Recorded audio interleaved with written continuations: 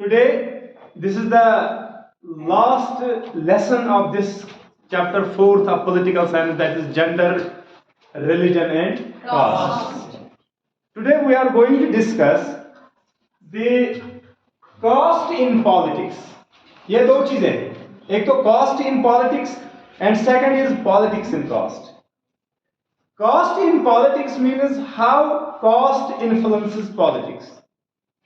How many forms caste can take while entering into the arena of politics. सियासत में आने से cast कितने रूप या कितने तरीके इख्तियार कर सकता है और क्या हो सकता है कास्ट को जब ये सियासत में आ जाएगा. तो सबसे पहले हमें ये समझना है, जस्ट लाइक कम्युनलिज्म, जिस तरीके से कम्युनलिज्म में हमने देखा कि वहां पर लोग अपने आप को एक्सक्लूसिवली आइडेंटिफाई करते हैं रिलीजन के साथ, इसी तरीके से यही मसला कास्ट के साथ भी कि कास्ट पॉलिटिक्स, कास्ट आइडेंटिटी भी इसी चीज के साथ, यही मसला इसमें भी है कि लोग समझते हैं कि caste is the basis of identity of their community. It is exclusive, मतलब जब आप एक कास्ट के साथ अपने आप को मुंसलक करते हैं तो उसमें दूसरे कास्ट के लोगों के लिए कोई जगह नहीं है. That is exclusive. दूसरी बात, इट इज अनचेंजेबल.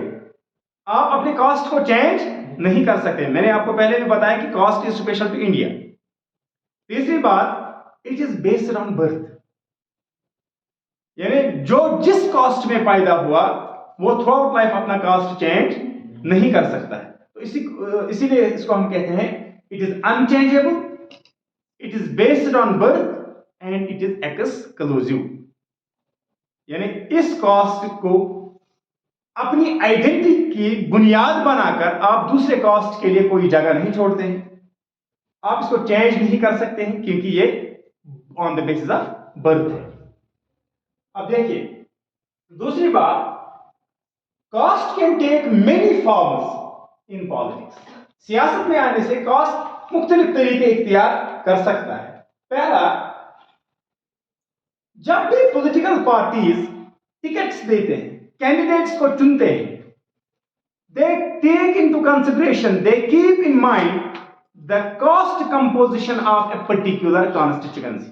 मतलब जिस कॉन्स्टिट्यूएंसी से पॉलिटिकल पार्टी जब उस कॉन्स्टिट्यूएंसी के कैंडिडेट को चुनती है तो वो उस कॉन्स्टिट्यूएंसी में कास्ट कंपोजिशन जो होगा, यानी कौन सा कास्ट बड़ा है, किस कास्ट के सबसे ज्यादा वोट्स है, तो उस कास्ट को वो जहन में रखते हैं, उस कास्ट कंपोजिशन को, जब वो अपने कैंडिडेट को चुनते हैं. दूसरी बात, जब फिर पॉलिटिकल पार्टीज गवर्नमेंट बनाती है तो गवर्नमेंट बनाने के वक्त भी वो कास्ट कंपोजिशन को जहन में रखते हैं कि हमें हर एक कास्ट के रिप्रेजेंटेटिव्स इस गवर्नमेंट में, इस कैबिनेट में होने चाहिए, ताकि फिर फील्ड में ये ना चले कि ये पार्टी फलानी कास्ट को ज्यादा फेवर करती है.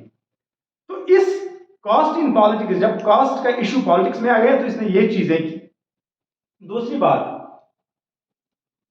बसा औकात कभी कभी इलेक्शन में कॉन्स्टिट्यूएंसी के कास्ट कंपोजिशन को जहन में रखकर कभी उस कास्ट के सेंटिमेंट्स को अपील किया जाता है. मिसाल के तौर पर कोई कॉन्स्टिट्यूएंसी है, वहां पर एक पर्टिकुलर कास्ट की मेजॉरिटी है, तो वहां पे जो भी इलेक्शन रैली करेगा ना, कभी कभी यह भी देखने, बल्कि अक्सर देखने को मिलता है कि वो उस कास्ट के सेंटिमेंट्स को अपील करने की कोशिश करते हैं ताकि इमोशनली ये हमारे साथ अटैच हो जाए और हमें ज्यादा वोट दे. तीसरी बात ये कि जब पॉलिटिकल इगैलिटेरियनिज्म आ गया, इगैलिटेरियनिज्म मतलब अब हर एक इक्वल है सियासत में, चाहे कोई अमीर है चाहे कोई गरीब है, one person one vote and everybody's vote is having equal weightage. हर एक के वोट का एक ही वेटेज है, चाहे कोई अपर कास्ट का, सो कॉल्ड अपर कास्ट का है, चाहे कोई लोअर कास्ट का. जब यह मसला हुआ तो नतीजा यह निकला कि उस वक्त तक जो पुरानी सियासत हुआ करती थी तो हमेशा बादशाह क्या करते थे, जो अपर कास्ट से होते थे उन लोगों का दस्तरस होता था इलाकों में, तो वो उनके साथ कंडक्ट करते थे. लेकिन now the shift turn from upper caste to major caste. अब लोग ये नहीं देखते हैं कि ये अपर कास्ट है या लोअर कास्ट है, वो देखते हैं कि सबसे बड़ा कास्ट कौन है, सबसे ज्यादा वोट्स कहां पे हैं. आप समझ रहे हैं ना? तो ये भी इस चीज से हो गया। अब इससे और क्या हो गया कि जो लोअर कास्ट उस वक्त तक इंफीरियर समझे जाते थे, उनमें भी कॉन्शियसनेस आ गई, वो भी पॉलिटिकली कॉन्शियस हो गए, तो उन्होंने भी अपनी डिमांड्स रखी, और तभी जाके वो भी दे आर नाउ बार्गेनिंग, वो भी अब बार्गेनिंग करते हैं, आप हमारा काम कीजिए, हम आपको वोट देंगे। बात समझ रहे हैं ना? चलिए, इसका मतलब ये नहीं है कि elections and politics is all about cast. इसका मतलब ये नहीं कि अब जो भी इलेक्शन जहां पे भी होता है ये सिर्फ कास्ट बेस्ड होता है, यह भी मुमकिन नहीं है। Elections are not all about caste. Why? Number 1, देखिए इसमें भी कुछ चीजें आपको याद रखनी है, 2-4 चीजें। पहली बात, क्यों कास्ट की इतनी इंपॉर्टेंस होने के बावजूद भी every election is not all about cast. क्योंकि पहली चीज जो आपको याद रखनी है, किसी भी कॉन्स्टिट्यूएंसी में कोई भी कास्ट क्लियर कट मेजॉरिटी में नहीं होता है। मतलब आप किसी कॉन्स्टिट्यूएंसी की बात करेंगे तो यह जरूरी नहीं है, बल्कि अक्सर देखा जाता है कि क्लियर कट मेजॉरिटी किसी पर्टिकुलर कास्ट की नहीं होगी। हाँ, 30% किसी कास्ट की होगी, लेकिन आपको 35% मिसाल के तौर पर वोट्स चाहिए।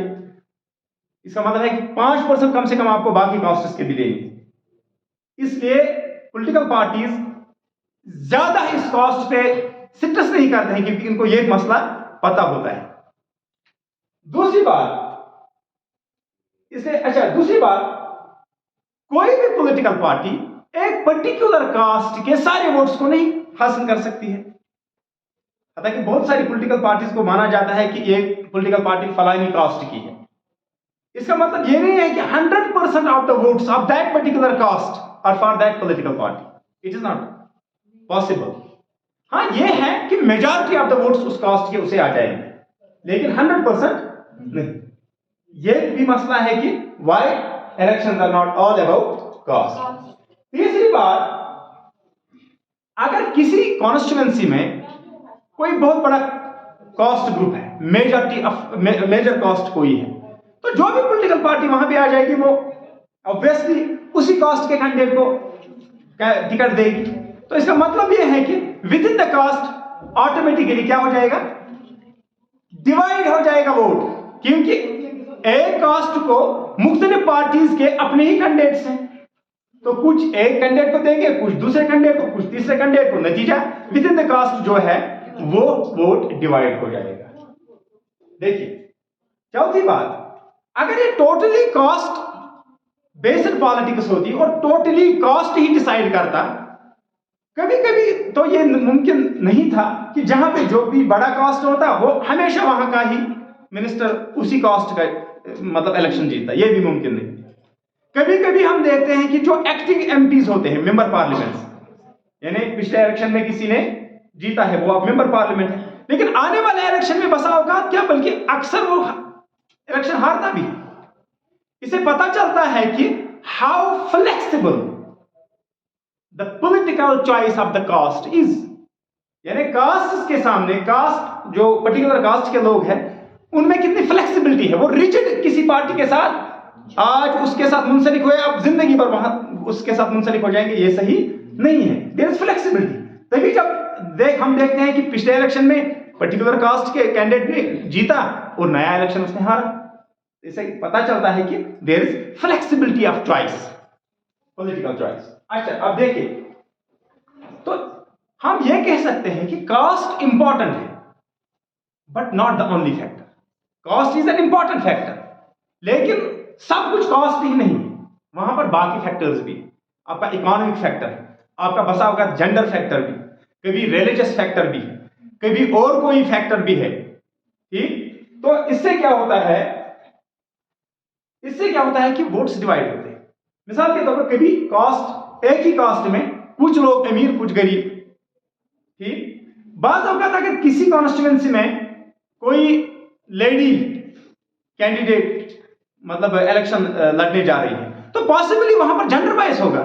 मर्द को वोट डालेंगे तो औरत को वोट डालेंगे। तो इससे पता चलता है कि कास्ट में भी ये मसाइल है जब ये सियासत में आता है। अब देखिए, इसके बाद पॉलिटिक्स इन कास्ट। पहले हमने देखा caste in politics, now how politics influence the caste. यह है caste, how caste influences politics. Caste politics पे कैसे असरअंदाज होता है, अब पॉलिटिक्स कास्ट को कैसे असरअंदाज करती है। देखिए,